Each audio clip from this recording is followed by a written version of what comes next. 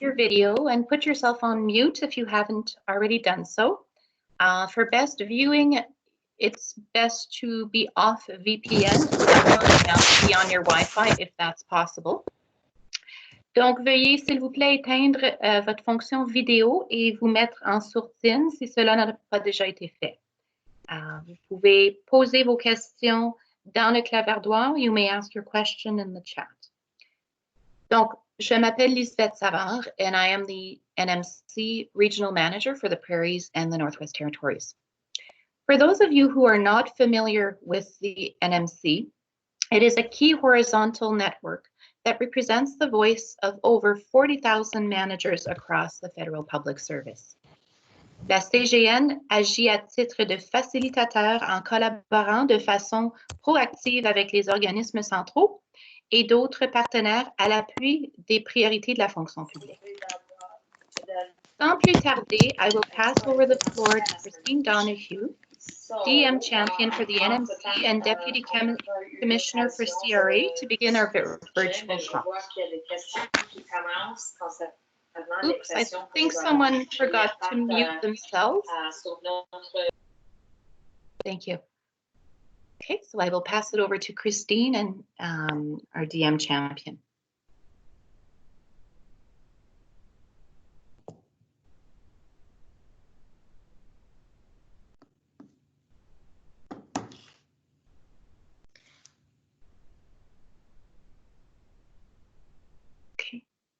Christine, I think you may be on mute. There you, okay. Oh, this is, you know, we're all learning, right, in this virtual world. So I've just unmuted myself. So I was just basically saying hello to everybody and thank you for joining us in this first event for the NMC. Et donc, bonjour à tous et merci de vous joindre à nous pour ce premier événement des gestionnaires connect de la communauté nationale des gestionnaires. Comme vous savez, c'est la semaine de la santé mentale et je vous souhaite une extraordinaire semaine. Et dans cet événement, c'est vraiment un plaisir de souhaiter à Sapna Mahajan, qui est notre première invitée dans cette série d'événements. Et Sapna est notre directrice du Centre d'expertise en santé mentale en milieu de travail. And I want to remind everybody that this is, in fact, a bilingual session. So you can actually address your questions in either French or English. And Sapna and I will go back from French to English throughout the event as well. So Sapna joined the Office of the Chief Human Resource Office, better known as OCHRO, to lead the Center of Expertise for Mental Health in the Workplace and to develop the Center for Wellness, Inclusion, and Diversity. So Sapna, the theme this year for the Mental Health Week is #GetReal, ou comme on dit en français, #Parler pour vrai. Donc, si on prenait le temps toutes les deux de parler pour vrai, je te demanderais, Sapna, comment vas-tu dans cette période de COVID-19 et de confinement? Comment vous faites ça, toi et ta famille? Well, bonjour à tous, c'est un plaisir d'être ici. Et vraiment, I would say that I am well. But with a 5- and 3-year-old boys at home, it is certainly chaotic, challenging, and I think I've had to change my own expectations and come to terms with business is not as usual in my personal and my work life. So I'd say a bit chaotic and ups and downs, but overall, I'm fortunate that I'm well. Good, good. So it is, you know, we're all living through this COVID period, and I think that we're going through all kinds of different emotions or situation. And a lot of us, you know, don't even know how we would react. And sometimes we actually don't really know what services are offered to us and what's out there. So Sapna, take the opportunity. What is the Center of Expertise for Mental Health in the Workplace?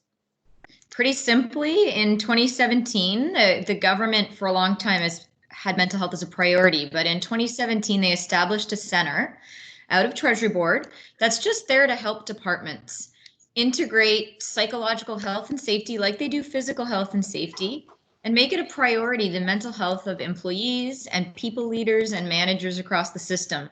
So we build capacity, we provide resources, raise awareness. We're really trying to change the culture, have tools, and do a little bit around data.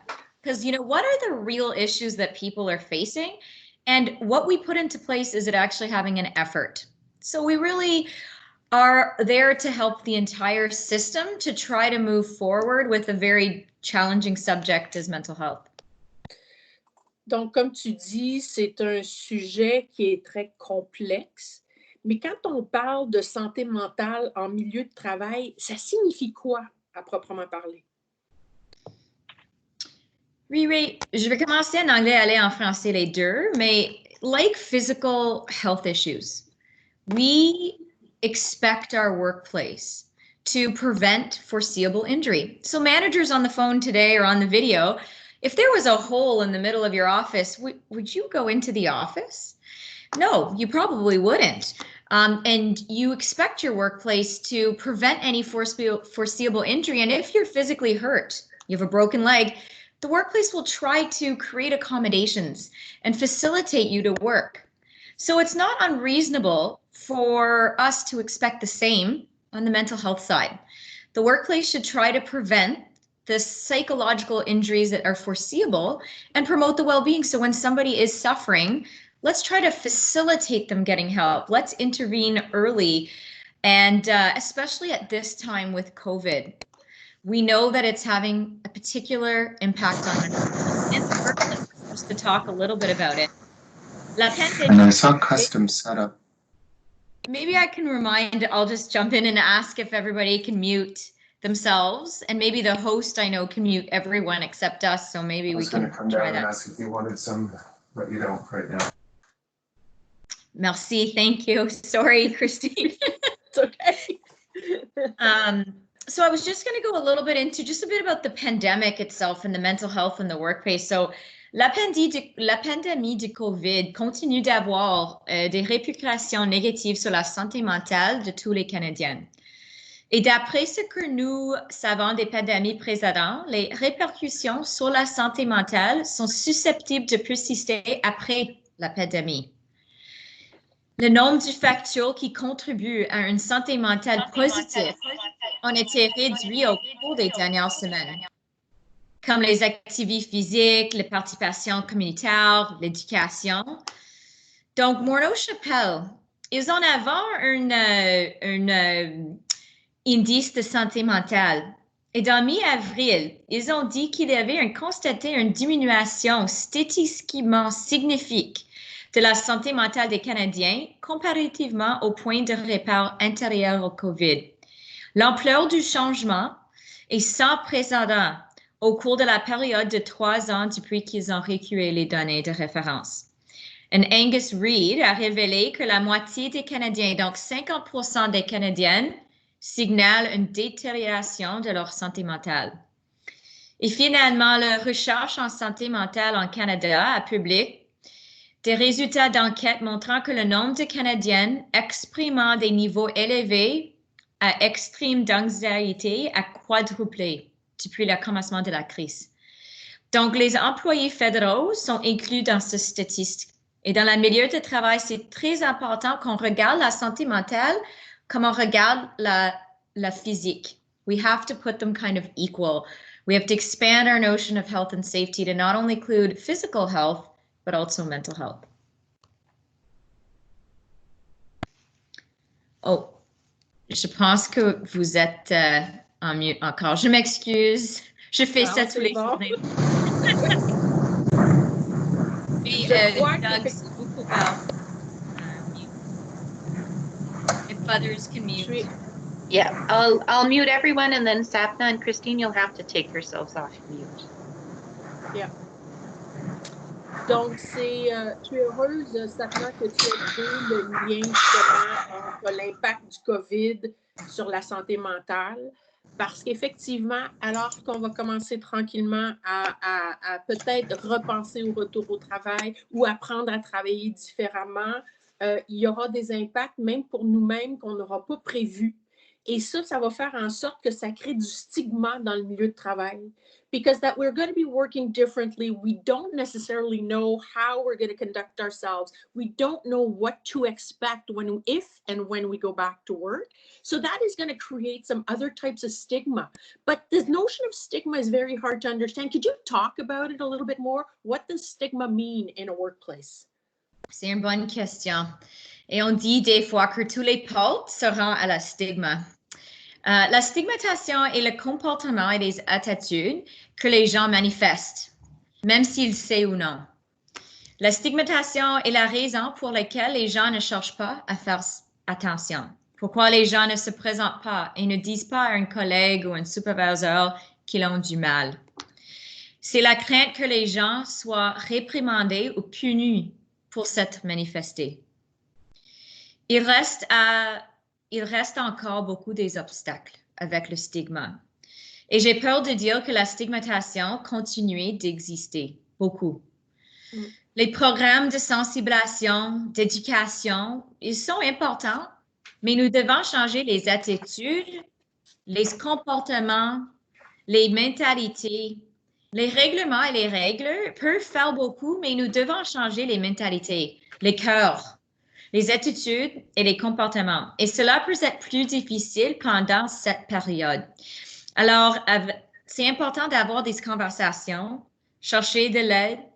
Et même quand vous avez dit, and I really like this point, Christine, is that sometimes, especially in a period like this where we're under, I would say circumstances most of us have never been under, you may know these stigmas, but you might also be manifesting different ways of working and unintentionally be causing stigmatization. And when we're talking to a managers committee, it's a really key point. And so just to be quite self-aware and the piece around stigma is really a really good point to bring up.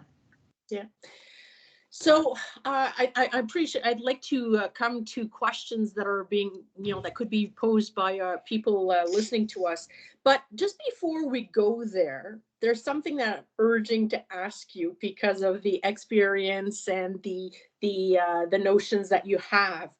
If you had 5 points to raise or advice that you'd want to give to people to actually learn and to better manage their work-life balance in the context of the present circumstances of COVID, because we're kind of like we're doing work virtually that we may never have done before. We're home.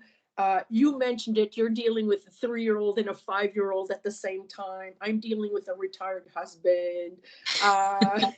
So we have different responsibilities and everything got intermingled. So if you had to give 5 points, si tu avais des conseils, 5 points à donner aux gens, qu'est-ce qu'ils seraient? Firstly, I'm not sure which one's worse, the kids or the retired husband. So I rest my case. And I just think it speaks to the varying circumstances and that they all bring their own challenges. Well, like I often say when we traveled, which I think many of us haven't been on a plane in a while, is it's like an oxygen mask. We as managers or especially those on the line, we have to kind of put our oxygen mask on first and take care of ourselves. These are very difficult times. And as you said, we're all in very different situations, and trying to manage people along with work and these new circumstances is very difficult. So I just want to promote and start, the first thing to say to the managers community is make sure that you kind of think of yourself as well, self-aware, self-care, and seek help. Since the beginning of COVID, Treasury Board has announced modifications to the public service healthcare plan, which on the mental health side is great. They've expanded it to social workers and psychotherapists, and you don't need a prescription. So those are good. Things like EAP, and there's other resources that have come out, like the Wellness Together application that Health Canada put out. So I just say seek help if you need it as well. Try to reflect. I think the other thing to mention to managers in particular is in a time of crisis, the role of managers are more and more critical than ever.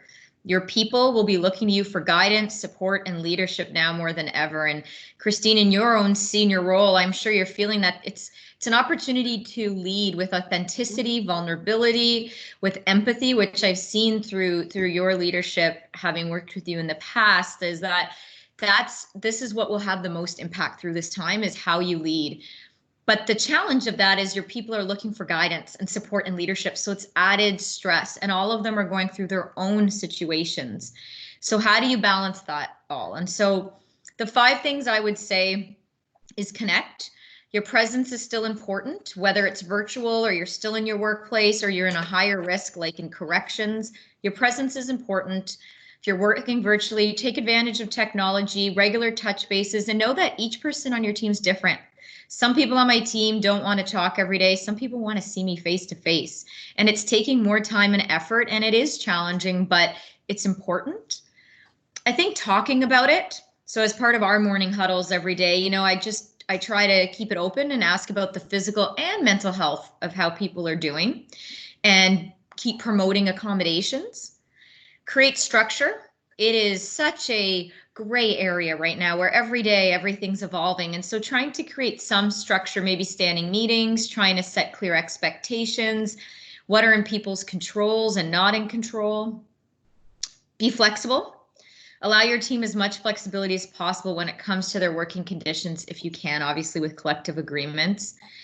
And share information. I think this is the biggest thing during a crisis or any kind of situation like this, is try to share as much information as you can and talk what it means to you and your team. Take time to mention good news stories that'll boost their team and think of team cohesion. And within that sharing of information, obviously respect your personal life, but be vulnerable.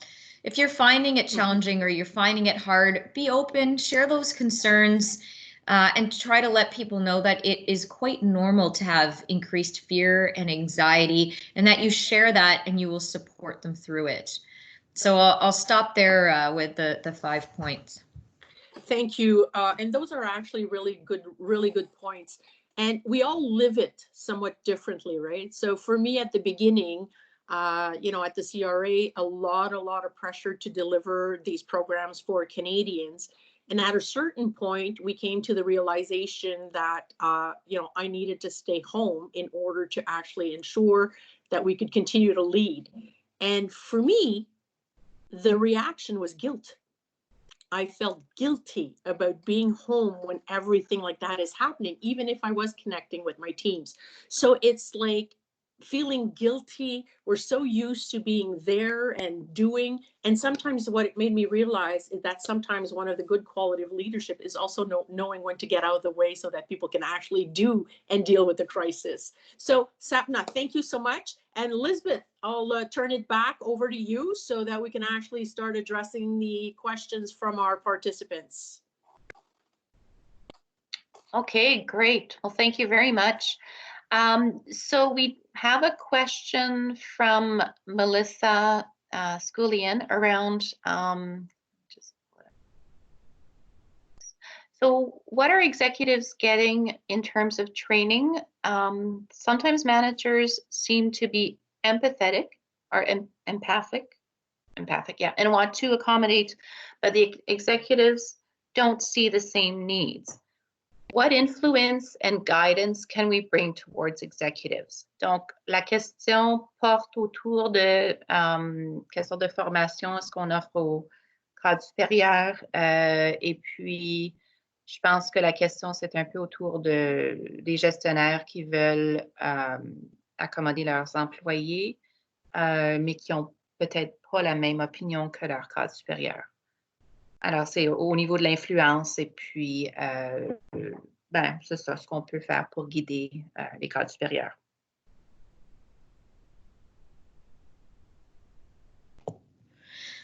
I can start if you like, Christine. Go ahead.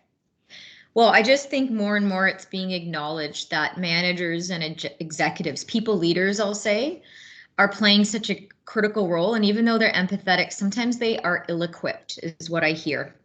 They might not always know how to do it, what to do it. There's a fear that they might do the wrong thing, especially on mental health side. So there's a lot more acknowledgement in the system that we need to build these competencies and actually review for these competencies when people are in leadership roles. And I can at least say that the school has they're starting to embed this in their training, but also we're working on some specific tools tailored to managers and executives And I'm working right now at Treasury Board around the return to work and some of the kind of transitions we'll be looking at over the next while. And they've actually explicitly started including how are we going to equip managers and executives to have those competencies, the skills and the tools to not only know what decisions to make, but how to go about it, which hopefully will aid in that kind of empathetic, right approach and kind of better support. So I'm not sure if that answers it fully. I would add that, and a little bit like I was saying, you know, at the beginning, like I was saying, I was feeling guilty until I realized that sometimes just being out of the way and letting the people do their work was probably what they needed to have. And so it's actually kind of like putting yourself in the other person's shoes, because it's hard enough to work in very different circumstances that they don't need you like getting them scheduled on conference calls all the time while they're trying to execute certain functions. So I think it's going back and remembering what it is, and also recognizing that you know, that people know what they need to do. I think sometimes like executives feel that there's an expectation that they'll have to contribute to everything. So I think it's to manage those expectations, and one way is to help us manage those is for managers to voice up. Like talk about it, mention it, say like, I'd like to have a different approach to work, so that the executive can actually take, you know, become a little bit more aware of what's happening. Otherwise they will feel that they need to fill the gap, or they'll need to fill the silence if there's silence. So I think it's important for managers to voice and to offer the alternative. Okay, thank you so much for answering that question. Donc, je vois une autre question, peut-être plutôt un commentaire, but someone said, one of my colleagues retired 3 weeks ago and his experience has been hell.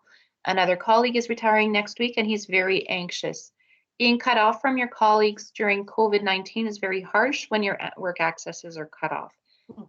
Donc, la question, le commentaire porte un peu au niveau de quelqu'un qui a pris sa retraite et puis se sentir très anxieux au sujet d'être coupé de ses collègues.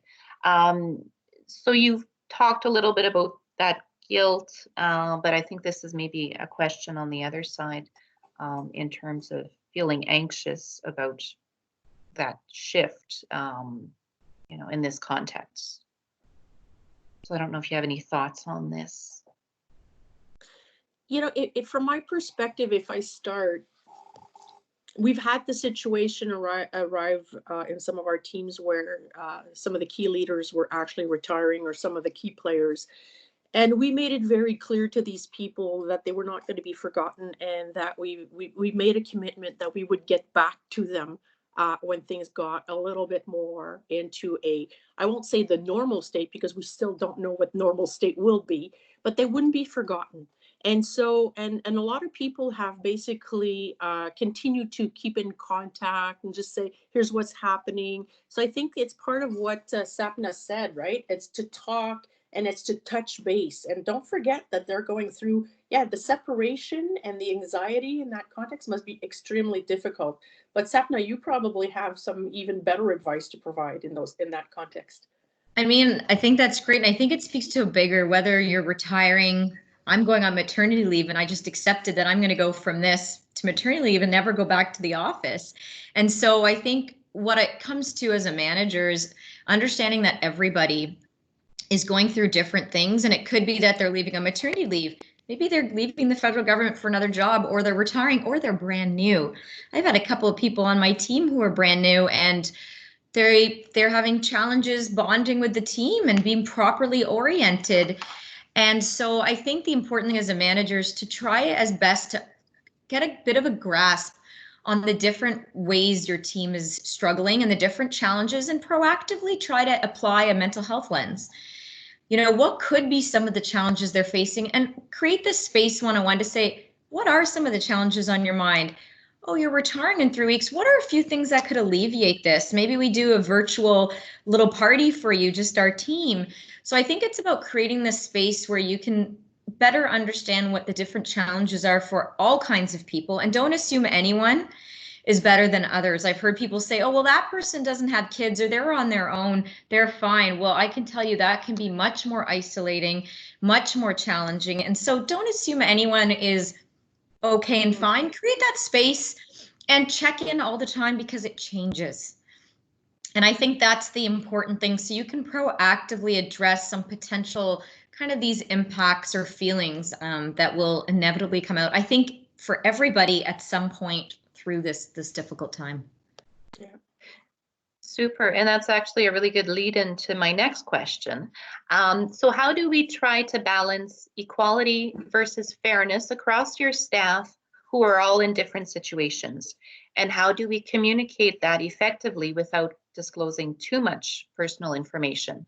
Donc, la question est autour de l'équilibre entre l'équité et puis ce qui est juste au niveau de vos employés qui seraient dans différentes situations.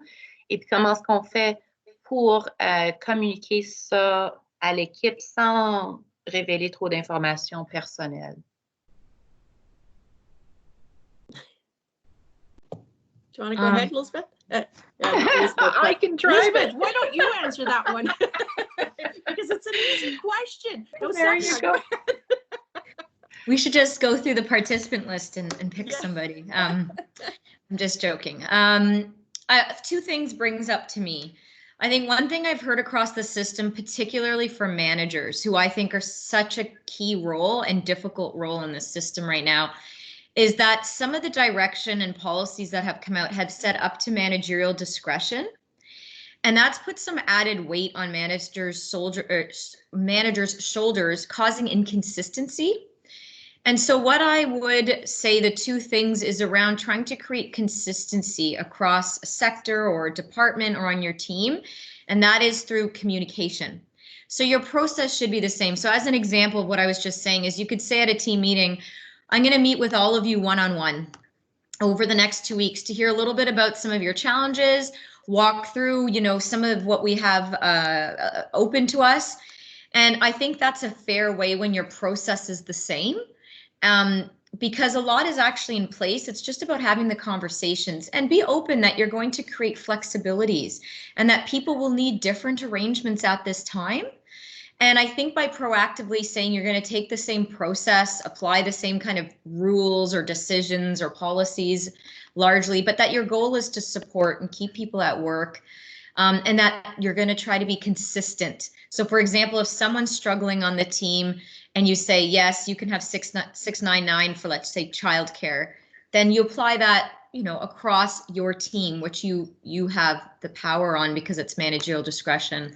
So I think it's lots of communication, consistency, and at times like this, I think always a few people will view unfairness through it, but I think as much as you can do to proactively address it. My biggest wish through this crisis is that we learn to manage and to work differently, in not having to always weigh and measure everything the same and thinking that people are all the same, because we're all individually different. And some solutions for some may not be a solution for others. And in the end, I think that fairness and equity does appear, but it's actually better tailored to the needs of individuals. And I think that that's important. This thing of always comparing each other and making like this person had an hour less or an hour more. Well, you don't know in the end whether or not it hasn't been compensated in another way. So I think and some people can actually achieve more in an hour and others less. And it's not about basically comparing, because we are all individuals. And the other thing is, like in the context of this crisis, it was really hard, like at the CRA, when we had to deliver these emergency services really quickly. We didn't have a choice than to have people in the workforce, in the offices, because people were not fully equipped to work from home, especially in call centers. So in the context of protecting those individuals, we sent very early on in the process everybody home so that the workspace would be rendered safe for those who are staying behind. And it's funny because you would have thought that people would have said, well, it's not fair. How come everybody goes home and I have to stay in the workplace? Well, the way that we were able to communicate, as Sapna said, talk, communicate and communicate. The communication wasn't about go home to be safe. It was go home so that you don't render the environment less safe for those who have to be in the workplace. So by sending you home, for these people, we will do the physical distancing. We will be able to provide them a more secure work environment. So the balance wasn't about being safe for the people we were sending home. It was about creating the proper space for the people who would have been perceived as being left behind, but actually they were the priority in this context. And so it's all in the eyes of the beholder, and you have to be cautious about not drawing a conclusion if you haven't basically understood the rationale. So communication for us was crucial to explain why these people were in the workforce. And because we took these measures, when it came to a point where we needed more assistance for these programs, we actually had 7,500 people within our workforce who volunteered to come in and assist. So it's just that people understood that we were doing the right thing for Canadians as well. Great, thank you so much. That's a really nice reframe. Donc, je pense qu'on a le temps pour une dernière question. Donc, la question est en français. Pourrait-on avoir des idées d'activités ou de discussions thématiques le fun lors de nos rencontres d'équipe via Teams pour stimuler une saine santé mentale? So this person is looking for activities or discussions that could be fun during their team meetings. Just to, I think with that lens of having a healthy mental health in the workplace. I'm not so creative. You're going to find out I have people on my team who come up with way better ideas. But I mean, on our team, first of all, we meet regularly.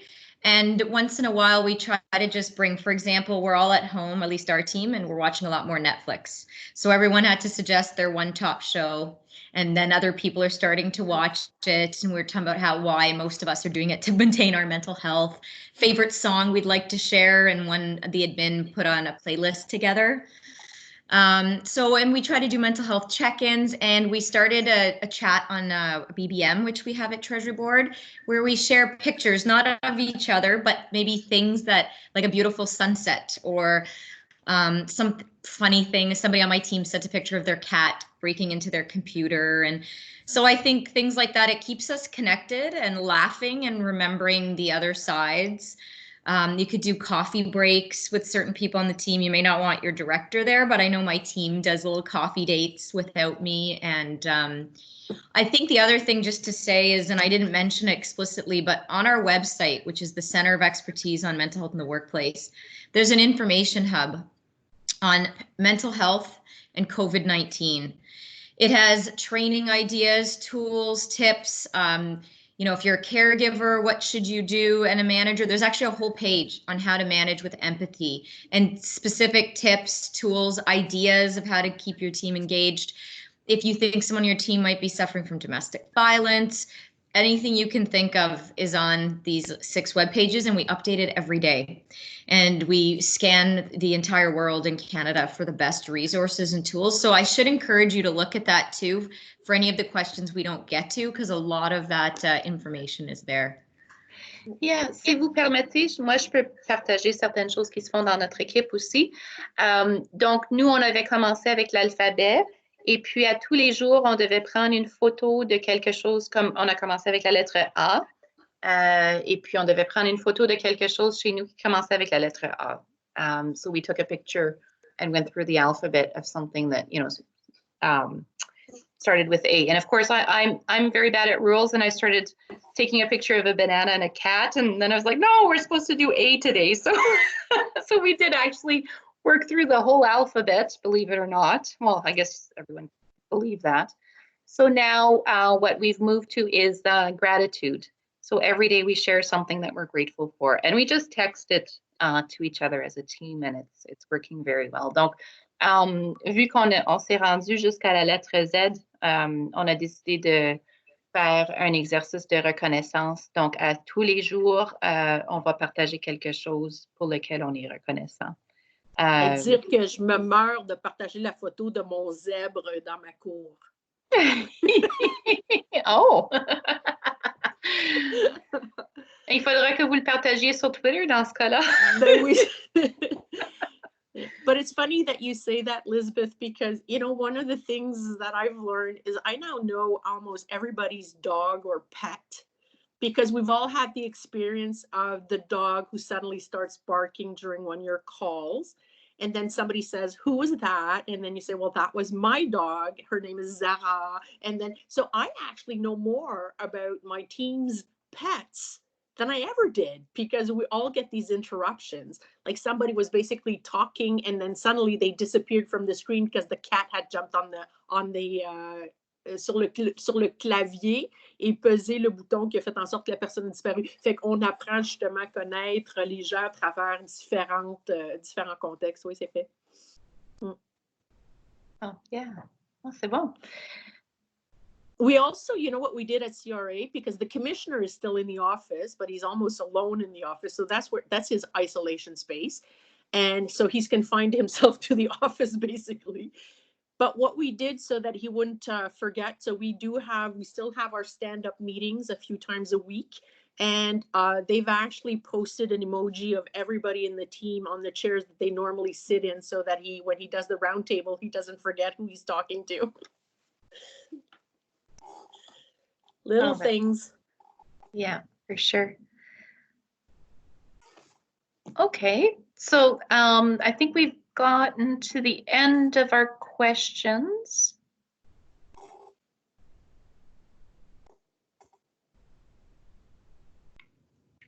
Okay, so I think that's all we had in terms of the questions.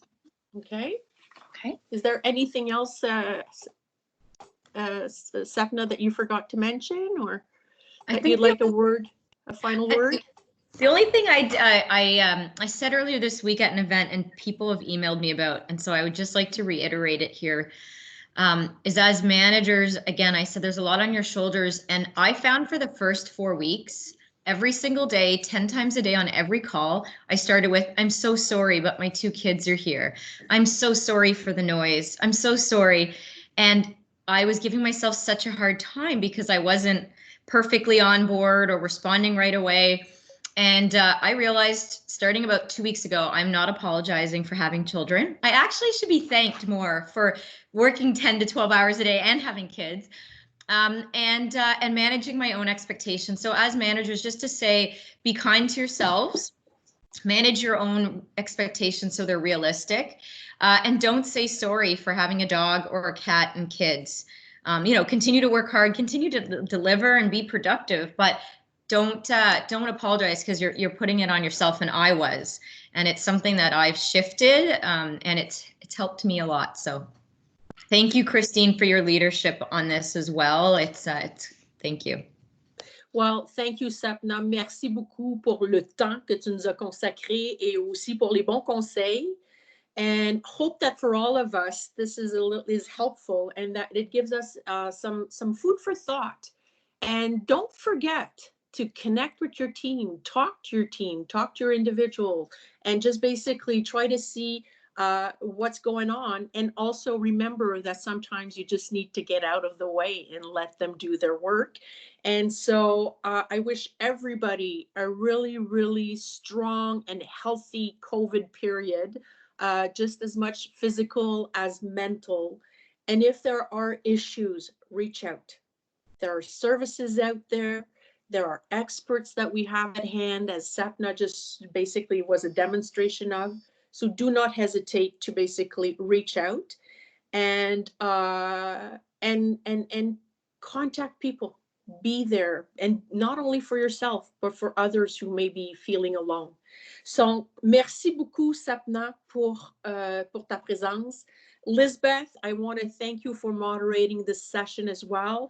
And I'd like to thank the NMC for basically launching this series and looking forward for future events. Bien, merci beaucoup, Christine et puis Sapna. Donc, de la part de la Communauté nationale des gestionnaires, je voudrais vous remercier les deux et tous les gestionnaires qui ont participé à la session d'aujourd'hui. So I'm displaying a slide here with some more information, some more resources if you want to connect and find out some more information on mental health. Donc, je vous invite, I'm inviting you to attend the next National Managers Community Connect virtual talk on May 14th at 1 p.m. Eastern Daylight Time that will be featuring a discussion on student hiring with the Public Service Commission and the Office of the Chief Human Resources Officer. Donc, nous vous invitons à vous joindre à nous en grand nombre à la session du 14 mai à 13h heure de l'Est, quand nous allons parler de l'embauche des étudiants avec la Commission de la fonction publique et le Bureau des chefs, du chef des ressources humaines. Donc, encore une fois, un gros merci. Thank you so much to everyone for participating. And have a good rest of your day. Bye. Bonne journée. Thank you.